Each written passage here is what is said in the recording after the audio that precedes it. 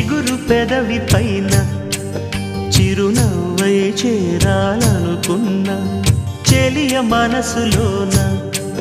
సిరిమువ్వై ఆడాలనుకున్నా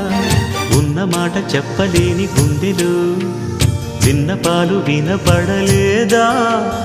హారతిచ్చి స్వాగతించు కళ్ళలో ప్రేమ కాంతి కనపడలేదా మరి అంత దూరమా కలలు కన్న తీరమా జాబిలమ్మ నీకు అంత కోపమా